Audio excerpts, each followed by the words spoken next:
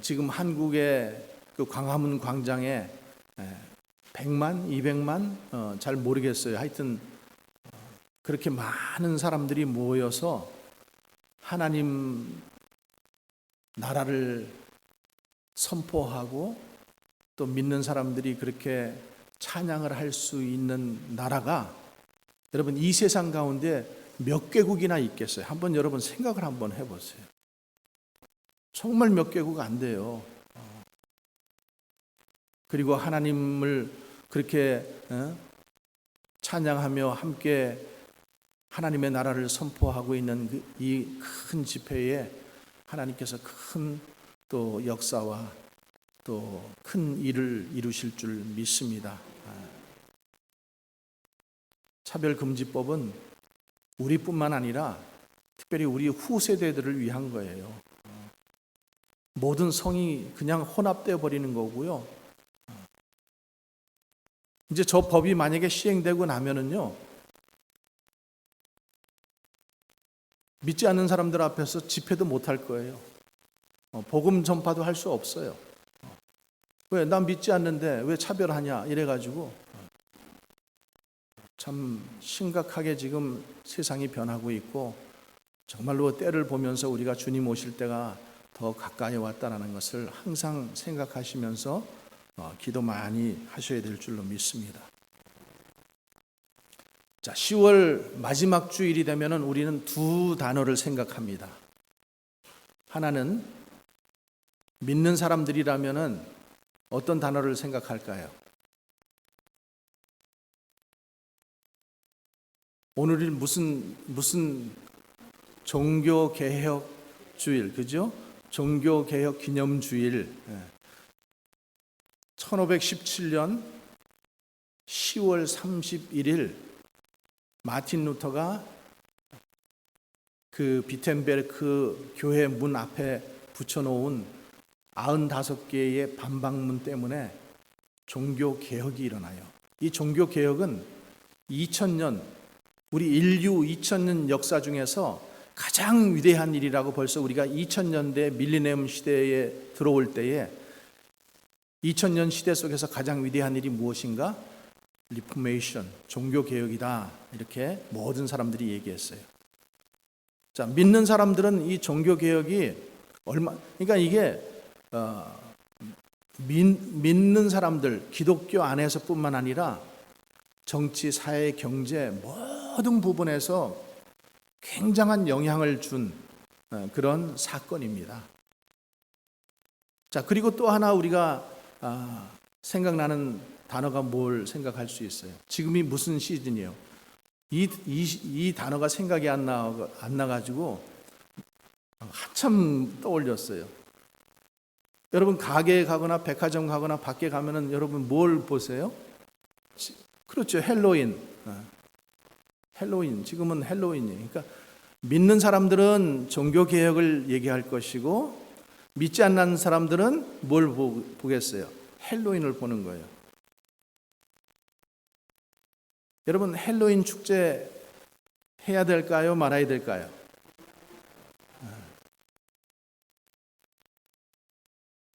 교회가 이 헬로윈을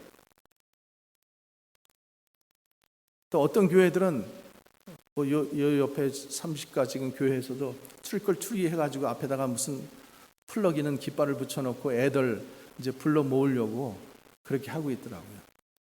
교회가 마귀들을 지금 불러들이고 있는 거예요. 자, 헬로윈에 대해서 제가 한 말씀 드릴게요. 여러분 헬로윈은 사탄 숭배 사상에서 그릇된 거예요. 사탄 숭배. 그러니까 여러분 헬로윈 때 복장이 뭐예요? 무슨 괴물들, 드라큘라, 이상한 그런 것들이잖아요. 집 앞에도 무슨 거미줄, 해골, 다 이런 끔찍한 것들로 지금 그렇게 해놨단 말이죠. 근데 헬로윈 데이가 왜 생겨났는지 이게 원래는 어디 문화인가 하면은 아일랜드, 저 영국 옆에 있는 아일랜드 켈트족 문화예요. 이 켈트족 사람들은 사람이 죽으면 그 영혼이 1년 동안 사람의 몸에 있다가 그 다음에 이제 사후 세계로 떠나간다라고 이렇게 믿었어요. 그리고 또 그들은 켈트족 달력이 있는데 우리는 지금 12월 31일이 이제 1년의 마지막 날이잖아요. 근데 그들은 10월 30일이 마지막 날이에요. 가을이 끝나는 날, 이제 겨울이 시작되는 11월 1일이 신년, 새해예요. 그래서 10월 31일이 지구가 태양으로부터 가장 먼 날이에요. 가장 멀다라는 것은 뭐겠어요? 지상에 음기가 가장 많고 이때 귀신들이 돌아다닌다. 이렇게 지금 그래서 귀신들이 돌아다니면서 난동을 부린다. 이렇게 이제 그들은 믿고 있었던 거예요. 여러분, 우리도 한국에 살 때 손 없는 날 뭐 이런 날 들어보셨죠? 네. 손 없는 날 이사하고 손 없는 날 개업하고. 그 손 없는 날이 뭐예요? 손가락이 없는 날이에요? 뭐예요? 손 없는 날이? 네? 이 손은 사람의 활동하는 거잖아요. 그러니까 이 손 없다라고 하는 것은 그 활동을 방해하고 사람에게 해코지 한다라는 이 악신, 나쁜 귀신들이 돌아다니지 않는 날이 손 없는 날이에요. 그래서 그날 이사도 하고 개업도 하고 뭐 잔치도 하고 이제 그렇게 하는 거예요. 그래서 11월 1일이 이제 새해의 시작이고 그게 이제 겨울의 시작이기 때문에 우리가 생각할 때는 서양 사람들은 미신을 안 믿고 동양만 미신이 많다고 생각하는데 서양 사람들 미신이 엄청 많아요. 기독교가 들어와서 이것이 변화돼서 기독교가 됐기 때문에 이 정도지 많은 문화들이 여러분 문화라고 하는 이 컬처라고 하는 말을 가지고 얼마나 많은 그 악한 마귀들의 그 놀이들이 우리 안으로 들어오는지 몰라요.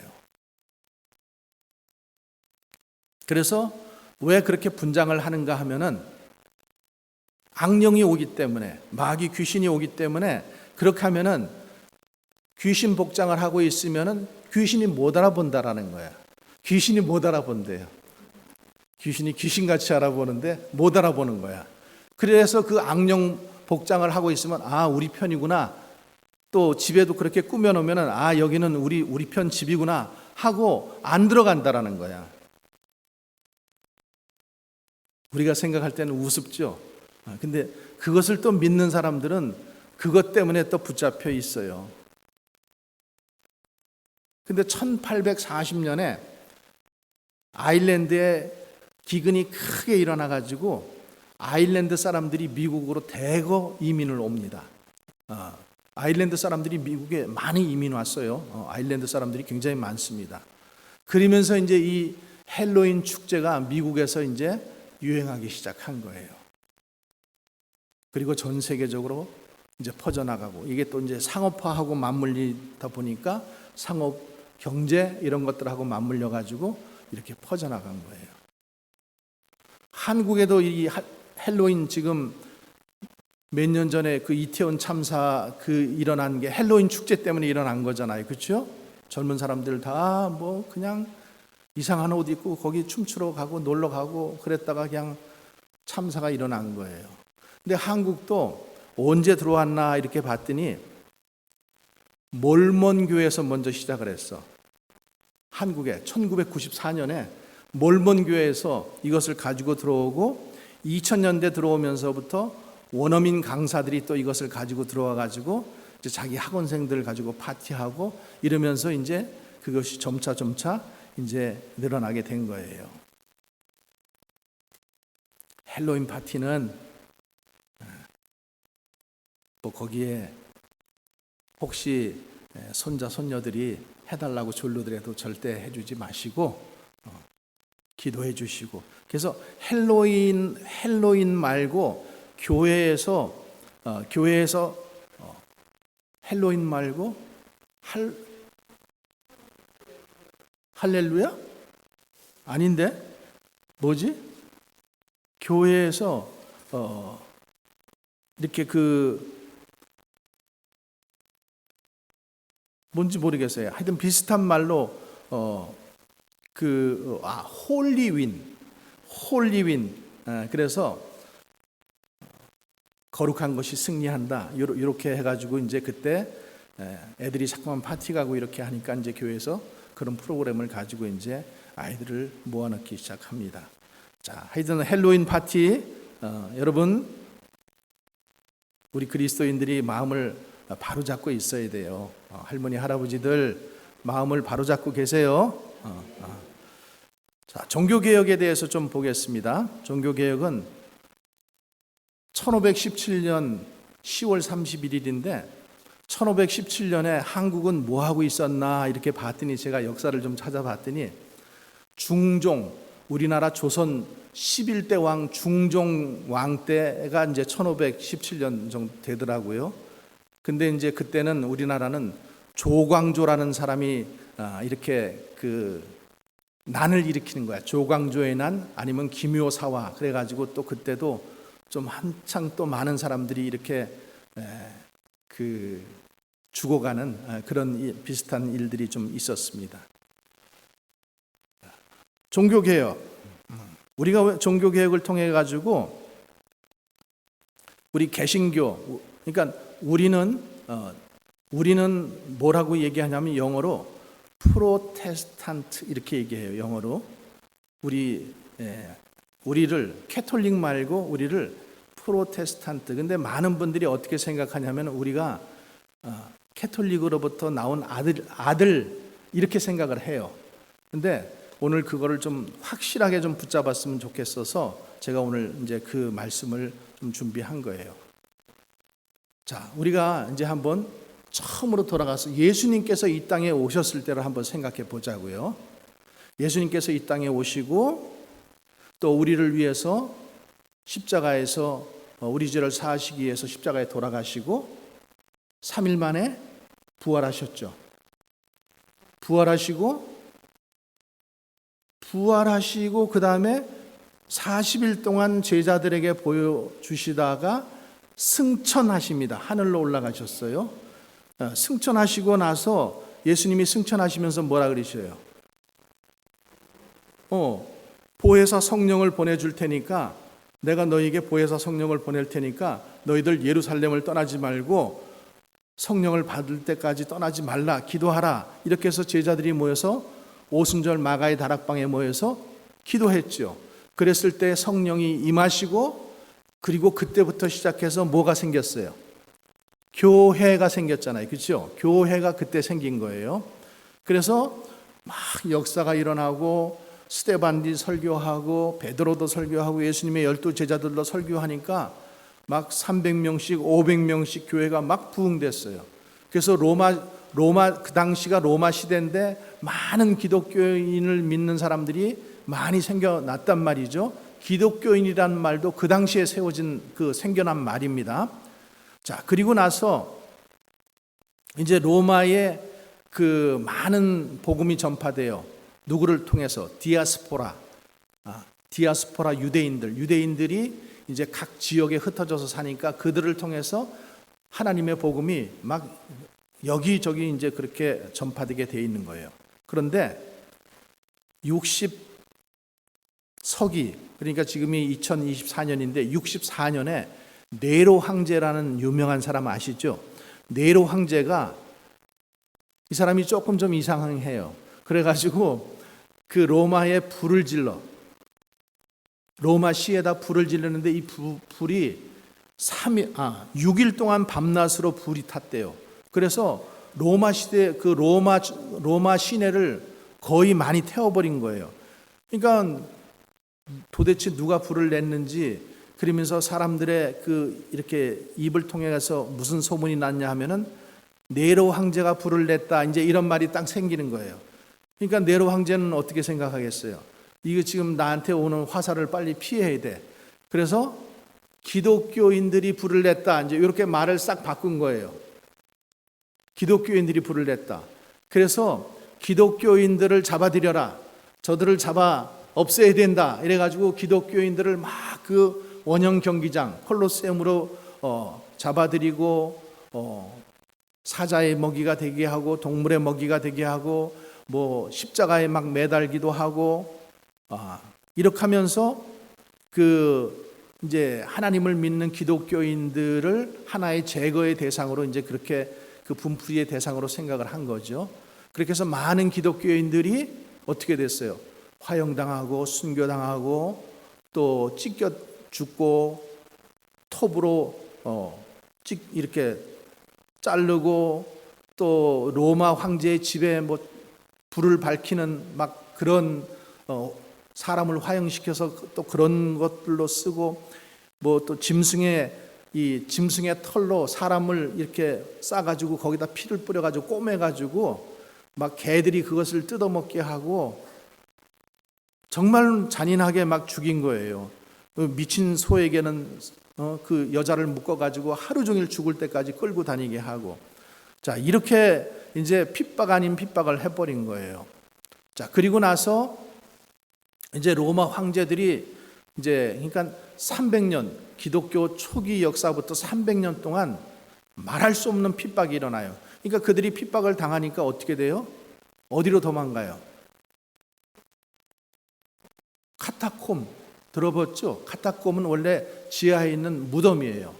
그 지하 무덤 10m 지하 10m에 있는 그 무덤들로 다 도망가서 거기서 조금 좋아질 때는 좀 나와서 살다가 또 핍박이 오면은 그냥 그곳에서 살고 이래가지고 300년 동안을 그들이 그 카타콤이라고 하는 그 지하 세계에서 그렇게 살았습니다. 자 그렇게 살다가 서기 313년에 콘스탄틴 황제라는 사람이 자기가 이제 그 나라를 통일시키기 위해서 종교를 하나로 통일해야 되겠다 이렇게 해가지고 기독교를 공인하면서 기독교가 그 나라의 종교가 됩니다.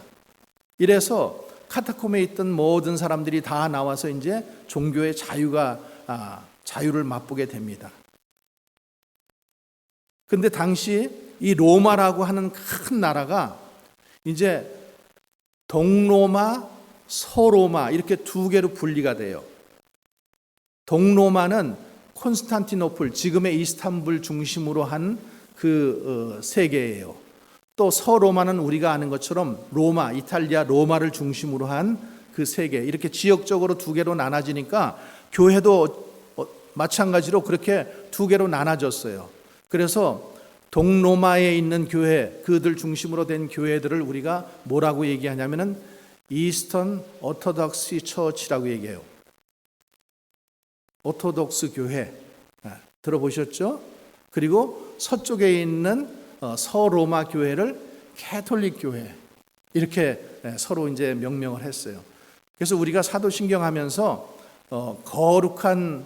우리가 거룩한 공회 이렇게 얘기할 때 영어로 보면 거기에 홀리 캐톨릭이라고 나오는데 그 홀리 캐톨릭이라는 말은 캐톨릭 교회를 상징하는 말이 아니라 거룩한 일반적인 세계적인 교회, 이 세상에 있는 모든 지상교회를 말하는 거예요.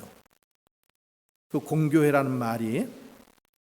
그래서 이제 두 개 교회, 동로마 교회, 서로마 교회가 이렇게 두 개가 이제 이렇게 오다가 1054년에 이제 완전히 교회가 두 개가 분리가 됩니다.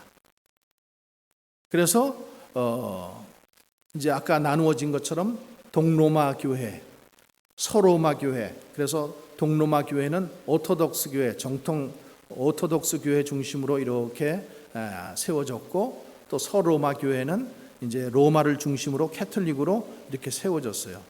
자, 이제 그렇게 지나오면서 캐톨릭에서 이제 우리가 그 1100년부터 1500년대까지를 우리가 암흑기라고 이렇게 얘기를 하는데, 굉장히 이렇게 그 타협과 또 부패하는 일들이 많이 일어났어요. 교회 안에서. 그러니까 교황이 되려 그러면은 적어도 믿음과 덕이 있어야 되는데, 믿음과 덕이 있는 사람이 교황으로 세워지지 않고 어떤 정치와 세력에 의해서 교황이 세워지는 거예요. 또 주교가 되고 신부가 되고 뭐 이런 모든 일들이 이제 자꾸만 정치적인 요소와 또 거기에 이제 그것을 돈 주고 이제 사고 파는, 정치가 혼탁해지면 그런 일들이 일어나잖아요. 그러는 것처럼 이 그 교직도 이제 그렇게 팔고 사는 그런 시대가 돼버린 거예요. 그렇게 오다가 1440년도쯤에 그 교황이 성 베드로 성당을 짓습니다. 근데 그 성당을 120년 동안 지어요. 얼마나 넓은가 하면은 길이가 211m예요. 높이가 64m야. 그러니까 그 어마어마한 성당을 지으려고 하니까 돈이 많이 모자라. 그래가지고 이제 그 캐톨릭 교리 중에 연옥이라는 게 있습니다. 연옥. 천국과 지옥 사이에 있는 연옥. 그러니까 천국에 갈 사람들은 죽어서 천국에 가고 지옥에 갈 사람들은 지옥에 가는데 어중간한 사람들은 연옥에 있다라는 거야. 이제 그래서 이제 그 연옥에 있는 사람들을 천국에 가기 위해서 면죄부라고 하는 것을 팔기 시작합니다. 그건 뭘 위해서예요? 성당을 짓기 위해서, 그 로마 대성당을 짓기 위해서 면죄부를 팔기 시작하는 거예요. 그러니까 면죄부를 팔아서 그 면죄부를 갖다가 사가지고 그 면죄부를 사면은 거기에 뭐라고 돼 있냐면은 헌금함에 그 사람을 위해서 동전이 땅그랑하고 떨어질 때에 이 영혼이 연옥에서 천국으로 간다라는 거예요. 사람들은 또 그것을 믿었어요. 여러분 생각해 보세요. 내 부모가 지금 연옥에 있다고 생각을 해보세요. 내 형제가 연옥에 있다고 생각해 보세요. 내가 헌금 조금 하면은 이 사람이 지금 천국에 간다 그러는데 그거 안 하겠어요? 그렇게 한 거예요. 뭐 여러분들은 지금 믿음이 있어서 좀 비웃으시지만은 당신은 좀 그랬단 말이죠. 그래서 이제 이렇게 그 면죄부를 파니까 마틴 루터라고 하는 사람이 신부 아니에요? 캐톨릭 교회의 신부인데 자기가 이제 그것은 맞지 않다. 그래가지고 이제 이 95개의 조항의 반박문을 이렇게 써가지고 비텐베르크라고 하는 교회 그 문에 붙여놨는데 그것이 이제 사람들에게 입에서 입으로, 또 당시에 인쇄술이 막 시작 발달될 때예요. 그러니까 그것을 타고 막 찌라시 같은 것들이 막 이렇게 그 전달이 되고 이렇게 하면서 순식간에 유럽에 이 문예 부흥, 르네상스 이것이 일어나면서 이 레포메이션이 일어나게 된 거예요. 그래서 이 레포메이션, 이 종교 개혁이 이제 1517년에 이제 이렇게 일어나는데, 그러면은 사람들이 와 하면서 이제 다 일어날 거 아니에요? 그러니까 캐톨릭에서 가만히 있지 않겠죠. 이제 박해가 들어오기 시작하는 거예요. 그래서 스페인 같은 나라에서는 어떻게 했냐면, 스페인은 굉장히 강한 카톨릭 국가예요. 그러니까 옛날 그 당시는 어땠냐 하면은요, 내가 종교에 자유가 있는 게 아니었었어요. 왕이 캐톨릭을 믿으면은 우리는 전부 다 캐톨릭을 믿어야 돼. 왕이 내가 이제 이 종교 개혁을 통해서 내가 개신교를 믿겠다 그러면은 다 개신교를 믿어야 되는 거예요. 근데 이제 스페인에 강한 이제 거기는 스페인, 프랑스 이런 데는 굉장히 강한 캐톨릭 국가예요. 그러다 보니까 뭐 성 바들로메 사건 같은 것은 그 개신교 사람들을 7,000명에서 10,000명을 그냥 다 때려 죽인 거예요. 그런 잔혹한 일들이 일어나게 된 거예요. 근데 이제 이 루터라고 하는 이 청년이 그 독일 삭손이라는 곳에서 태어났고 광부의 아들로 태어났는데 이제 그가 이제 이렇게 공부를 하고 대학교를 마치고 이제 대학교에 다닐 때쯤에 한 사건이 일어나는데 친구하고 길을 가다가 번개를 만나요. 비를 만났는데 그 나무 밑에 동굴 밑에 피했는데 번개가 그곳에 쳐요. 그러니까 얼마나 무섭고 놀랐겠어요. 그래서 엉겹결에 그냥 서원을 해요. 내가 신부가 되겠습니다. 그래서 이제 그가 그 서원을 이루려고 이제 신부가 됩니다. 그래서 이제 그 비텐베르크라고 하는 그 도시에 이제 대학에서 이제 신부가 돼서 성경을 가르치는데 시편과 로마서와 갈라디아서 이제 이것을 가르치게 되니까 성경을 자기가 이렇게 연구하다 보니까 지금 캐톨릭에서 얘기하고 있는 이 교리들이 너무나 맞지가 않는 거예요. 그러니까 이제 그것에 대한 의문과 또 지금 이제 그 면제배를 팔로 이제 그 자기 동네 사람들이 오고 이제 이런 것들을 가지고 이제 그 95개 반박문을 이제 붙이게 된 거죠. 그리고 나서 이제 종교개혁이 일어났잖아요. 교황청에서 이제 난리가 났잖아요. 이 사람을, 그러니까 우리가 아까 불렀던 내주는 강한 성이요 병기와 방패 대신, 이게 지금 1521년에 보름스라고 하는 곳에 나가서 이제 황제 앞에서 재판을 받을 이제 그런 처지가 된 거예요. 그러면서 그 황제가 너 지금까지 네가 했던 모든 말 다 취소하고 네가 썼던 모든 책 다 파기하면은 그러면 내가 너희를 용서해 주겠다. 신부 파하면 안 하겠다. 이렇게 했는데도 마틴 루터는 어떻게 했어요? 내가 죽으면 죽으리라. 나는 신앙의 양심을 따라 거짓말할 수 없습니다. 하나님 나를 도와주시옵소서. 그렇게 기도를 하고 결국에는 그가 이제 파면을 당하게 되죠. 자, 그렇게 해서 이제 그 후에 어떤 일들이 일어나냐면은 독일에서 30년 동안 종교 전쟁이 일어나요. 어마어마하죠. 여러분, 그러니까 제가 이 지금 역사적인 일들을 왜 지금 말씀드리냐면은 우리는 지금 이 신앙의 자유를 가지고 얼마든지 신앙생활을 할 수 있어요. 근데 신앙의 자유를 얻기 위해서 얼마나 많은 사람들이 피를 흘렸고 그리고 그 값어치 그 희생을 했기 때문에 신앙의 자유가 지금 우리에게 왔다라는 것을 우리가 좀 역사적으로 좀 아시라고 지금 이 말씀을 드리는 거예요. 그래서 천주교가 이제 막 박해를 시작하면서 그 독일 땅에서 30년 동안 종교 전쟁이 일어나는데 지긋지긋할 거 아니에요, 그렇죠? 뭐 구교도 좋고 신교도 좋지만은 지긋지긋한 거예요.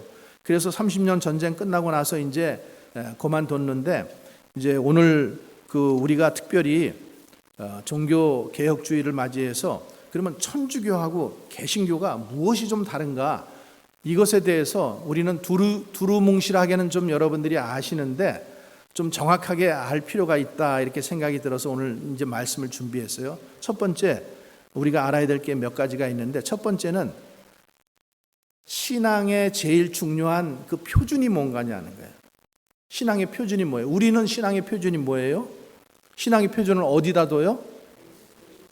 네? 예수 그리스도. 캐톨릭도 예수 그리스도 믿는데 그럼 어떻게 해야 되나요?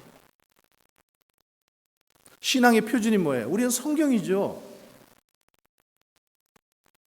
아멘. 신앙의 표준은 우리는 신구약 66권 성경에 두는 거예요. 성경은 정확무오한 하나님의 말씀이다. 근데 캐톨릭에서는 성경 말고 성경도 그렇지만은 성경도 그 표준이긴 하지만은 그거 말고 항상 더 붙는 게 있어요. 그게 뭔가 하면은 교회의 전통이에요. 교회의 유전과 교회의 전통. 그래서 우리는 지금 이제 성경을 가지고 우리가 성령의 감화로 얼마든지 성경을 읽으면서 성경의 그 감화 감동을 받고 해석을 할 수가 있잖아요. 근데 캐톨릭에서는 오직 성경을 해석할 수 있는 권리가 누구에게만 있냐면은 교황에게만 있어요. 교황에게만. 우리는 이 성경이 아무런 오류가 없다라는 것을 여러분 믿으십니까? 근데 캐톨릭에서는 교황무호설이 있어요. 교황무호설. 그건 뭐냐면은 교황이 어떤 신앙이나 도덕에 대해서 어떤 결정을 하거나 어떤 말을 했을 때 그 말은 곧 하나님의 말씀이기 때문에 실수가 없다라는 거예요. 오류가 없다라는 거예요. 그래서 그것이 신앙의 표준이 된다라고 하는 거예요. 자, 둘째는 구원의 표준을 어디다 두는가? 구원의 표준. 우리를 누가 구원하셔요? 예수 그리스도가. 주 예수를 믿으라. 그러면 너와 내 집이 구원을 얻으리라. 그렇게 하잖아요. 캐톨릭에서도 그걸 인정을 해요. 그런데 거기다 또 플러스 또 뭐가 있냐 하면은 선한 행위가 있어야 되는 거예요. 구원을 받으려면은 믿음과 선한 행위가 있어야 된다는 거예요. 그러니까 우리는 믿는 사람이 선한 행위를 하는 것은 믿음의 한 열매라고 보는 거예요. 그렇게 믿으시죠? 우리가 하나님을 믿으면은 선한 행위는 열매로 나오게 되어 있어. 착하게 살게 되어 있고 많은 열매를 되어 있어. 그래서 예수님이 뭐라 그래요? 그 열매를 보고 그 사람을 알지니라. 이렇게 말씀하시잖아요. 근데 그들은 구원을 하려면은 선행을 해야 되는 거야. 공을 쌓기 위해서는 그들이 선행을 해야 되는 거야. 이렇게 가르치는 거예요. 또 세 번째는 중보자의 문제, 중보자. 우리는 누가 중보자예요? 하나님과 우리 사이에 오직 예수 그리스도만 중보자가 되시잖아요. 그들도 그거 인정해요. 그러니까 여러분, 이단들도 그렇고 캐톨릭도 그렇고 다 인정해요. 근데 거기에 항상 뭐가 더 붙이고 하나를 빼고 이게 이단이고 이게 문제라는 거예요. 자, 하나님과 나 사이에 중보자가 계신데 그분이 누구라고요? 예수님이시잖아요. 근데 그들은 마리아도 중보자야. 마리아는 그 예수님을 잉태했잖아요. 예수님을 잉태했기 때문에 죄가 없다고 보는 거야. 그리고 원죄가 없다고 보는 거예요. 원죄가 없다고 보고 또 마리아가 승천했다고. 그래서 캐톨릭 달력에 보면 마리아 승천 기념일 그런 날이 있어요. 여러분들은 잘 못 보셨겠지만은 그래서 또 이렇게 생각을 합니다. 어떻게 생각하냐면은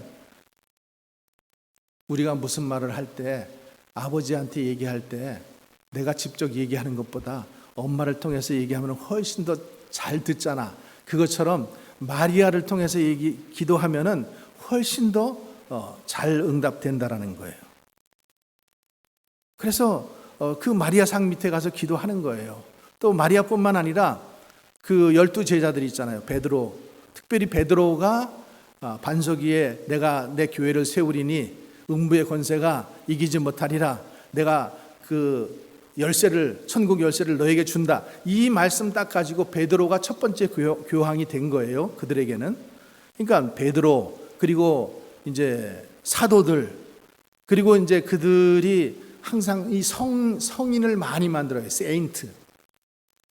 그 성인들 성상을 놓고 기도를 많이 하는 거예요. 그래서 이 남미에서 온 사람들 가만히 보면은 이 성상이 많이 있어요. 여러분들 그런 것 좀 보실 거예요.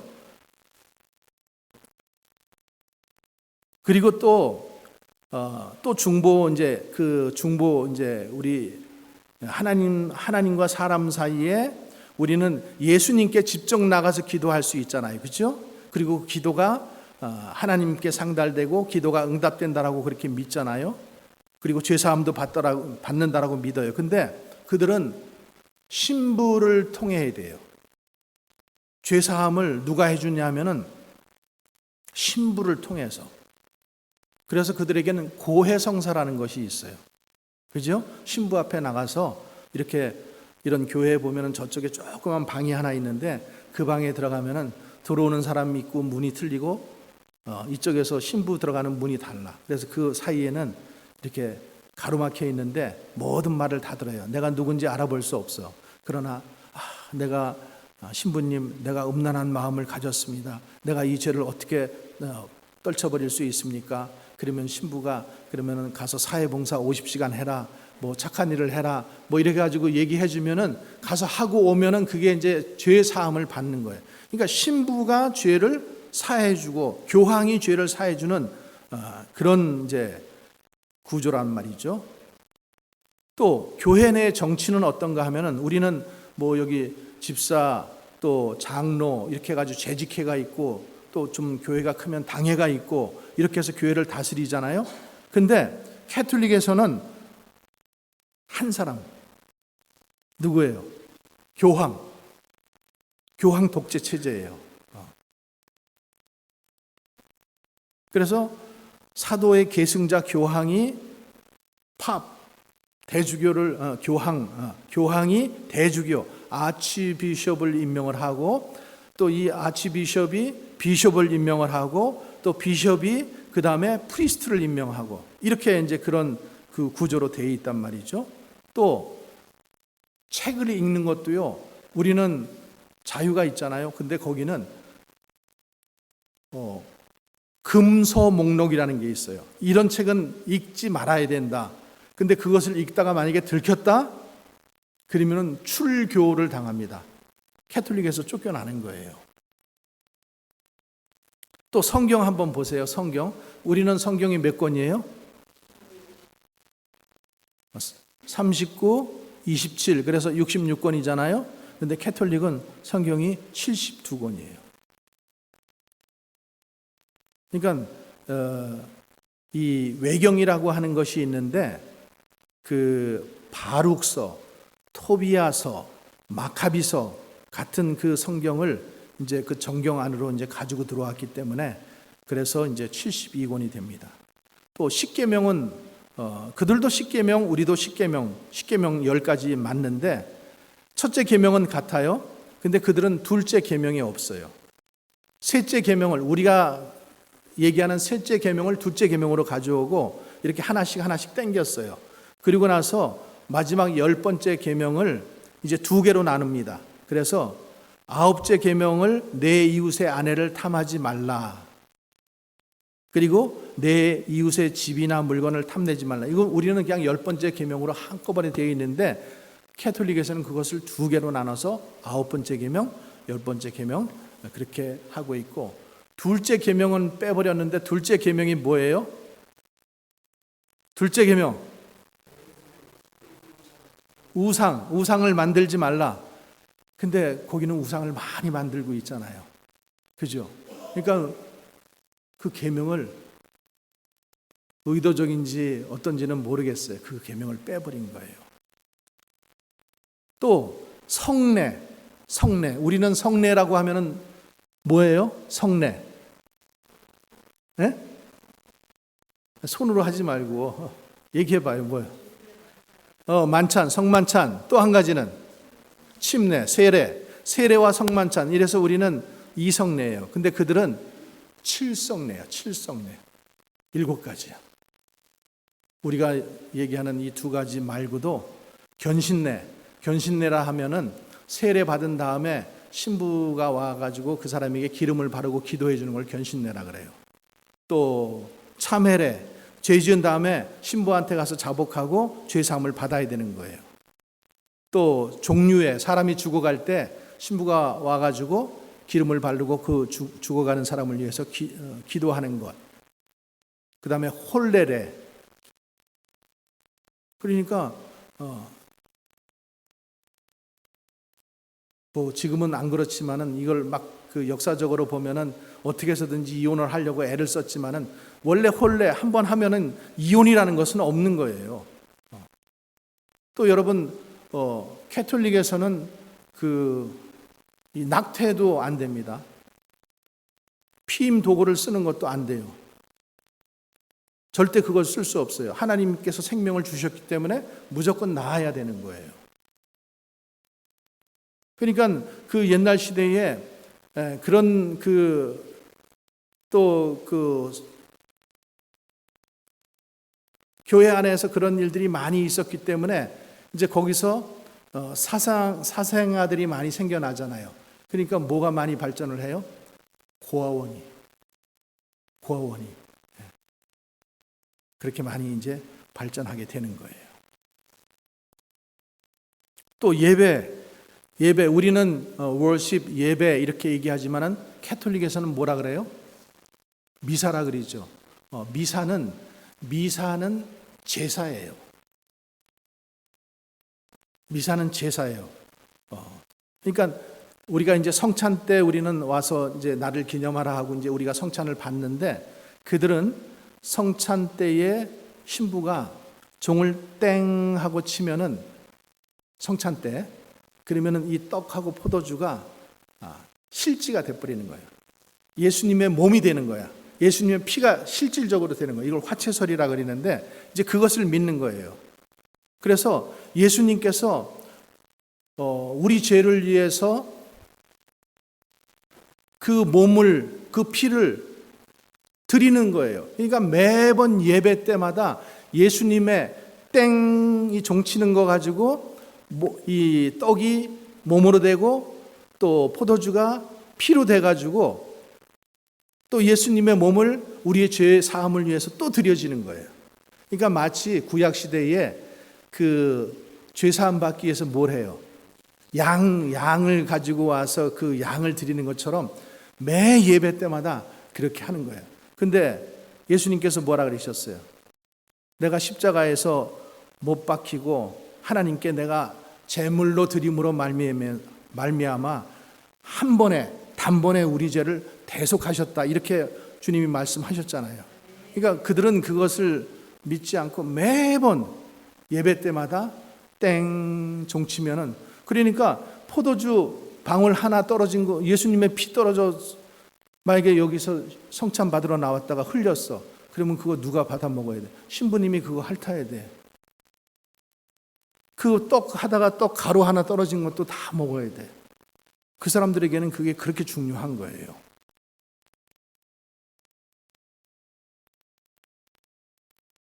또 이제 뭐 보면은 이제 이 성전 안에 들어올 때도 저 앞에 성수를 찍는 이렇게 그 조그만 이렇게 그 대야 같은 게 있어가지고 거기서 이렇게 그 성수를 찍고 십자가를 꼭 성호를 그어야 되고, 또 촛불을 꼭, 그러니까 천주교 예배, 성당 예배에서, 캐톨릭 예배에서 보면 항상 뭐가 있어요? 촛불이 있단 말이죠. 촛불. 그리고 아까 말씀드린 것처럼 우리는 천국과 지옥만 믿는데 그들은 천국과 지옥 사이에 연옥이 있다. 그래서 이제 그 연옥에 있는 사람들을 위해서 면죄부를 팔았던 거죠.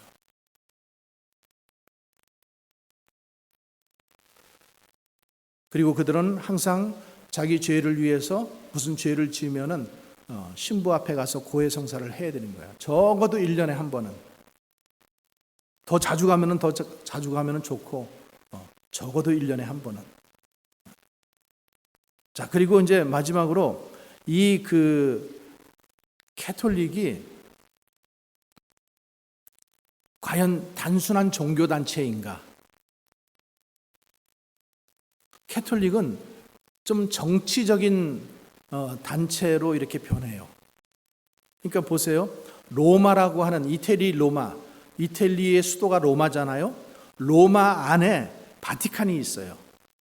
그 바티칸이라고 하는 나라는 한 나라예요. 그리고 거기는 아무도 들어갈 수가 없어요. 그죠? 그리고 바티칸이라고 하는 나라의 교황이 곧 뭐가 돼요? 왕이 되는 거예요. 교황이 교황도 되고 왕이 돼요. 그리고 그 바티칸에서 또 대사를 보내죠. 엠베서더, 대사를 각 나라로 보내는 거예요. 외교사절도 교환하고 조약도 맺고. 우리가 뭐 이런 거 하는 거 있어요? 우리는 없잖아요. 그렇죠? 그러니까 그들은 순수한 종교단체에서 조금 더 정치적인 단체로 변질이 됐다라는 거죠.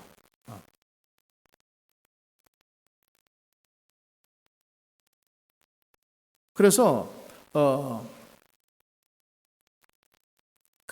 여러분 이제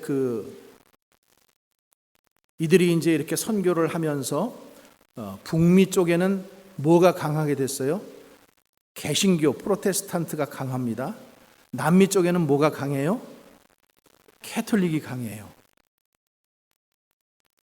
또 유럽도 마찬가지예요.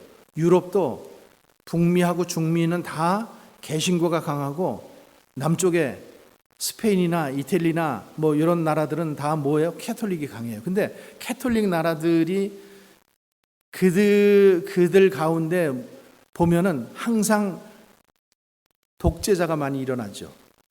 민주정치가 일어나는 것이 아니라, 그러니까 이쪽에 그 개신교가 들어간 나라들은 대체적으로 민주주의 정치가 잘 이렇게 토착이 돼요. 근데 그쪽은 항상 보면은 쿠데타가 일어나고 독재자가 일어나고 또 뭐 독재자 한 사람이 그냥 나라를 뭐 어떻게 막 하고, 그러니까 이런 모습들이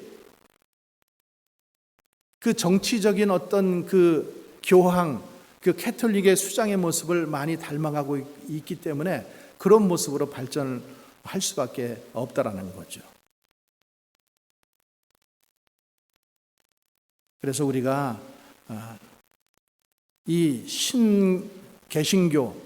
개신교가 정말로 그 캐톨릭에서 박차고 나왔지만은 우리는 그들의 아들이 아닌 거예요. 우리는 불의에 대해서 항거한 사람들, 프로테스탄트라는 이름이 항거자라는 이름이에요. 항거자, 대항하는 자, 항거자, 그것에 반대하는 자. 그러니까 부패되어 있기 때문에 그 부패한 것에 반대해서 일어난 것이 우리들이라는 거예요. 우리가 그래서 진리를 더 수호하고 또 하나님께서 우리에게 맡겨주신 이런 일들을 잘 감당하는 것이, 잘 믿는 것이 얼마나 우리에게 중요한 것이고, 여러분 지금 이렇게 차별금지법 이런 법들이 지금 자꾸만 일어나는데 정말로 이런 것들이 이제 종교를 말살시킬 것이고 교회를 말살시킬 것이고 엄청나게 탄압하는 이런 일들이 앞으로 일어나게 됩니다, 여러분. 그래서 우리가 정말로 깨어 있어야 되고, 마지막으로 예수님이 이런 말씀하셨잖아요. 예수님이 새 포도주를 낡은 부대에 넣는 자가 없다, 이렇게 말씀했어요. 그러니까 우리가 이런 말씀을 들으면서 우리가 생각해야 될 게 뭐냐 하면은 낡은 모습, 낡은 신앙의 모습. 나도 옛날에 다 해봤어. 나도 다 알아. 나도 옛날엔 열심히 했어. 이것은 낡은 모습이잖아요. 그렇죠? 이 낡은 모습에서 우리는 자꾸만 새 부대로 바뀌어야 됩니다.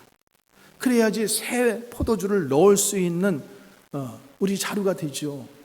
나도 해봤다니까. 나도 옛날에 다 봉사했다니까. 나도 옛날에 여성교회장 다 했다니까.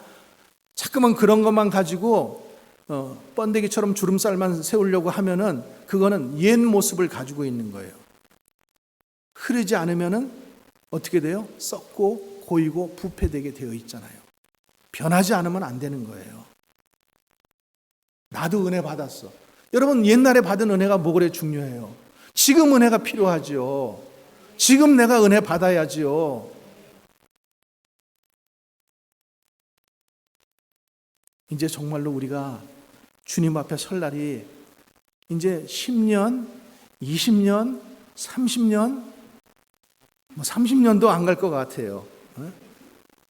그러면은 주님 앞에 이제 70이면은 내가 90까지 살면은 90보다 더 보장할 수 있는 길이 있어요? 지금 없잖아요. 또 그 앞에 우리가 주님 앞에 갈 수 있잖아요. 그러면은 주님 앞에 설 텐데 내가 목사라는 타이틀 가지고 구원받을 수 있겠습니까? 내가 권사라는 그 직분 하나 가지고 구원받을 수 있겠습니까? 나도 옛날에 다 잘 믿었는데, 여러분 그거 가지고 안 되는 거예요. 새롭게 자꾸만 개혁되지 않으면은, 변화되지 않으면은 옛 것은 희미해지게 되어 있고 새 포도주를 놓으면은 찢어질 수밖에 없다라는 그 말씀을 기억하시면서 새롭게 변화되어야 되겠다, 이렇게 작정하시고 또 결단하시는 여러분들 되시기를 주님의 이름으로 축원합니다. 기도하겠습니다. 아버지 하나님, 우리의 신앙 가운데 낡은 모습은 없는지요? 그것 붙잡고 주님, 내가 혹시 구원받을 수 있다라고 착각하고 있지는 않은지요? 주님 도와주시옵소서. 오늘 말씀 듣고 나의 낡은 신앙의 모습들 정리하고 이제는 새 모습으로 서기를 원합니다. 새 부대가 되게 하여 주시옵소서. 새 포도주를 담을 수 있는 새 부대가 되게 주여 변화시켜 주시옵소서.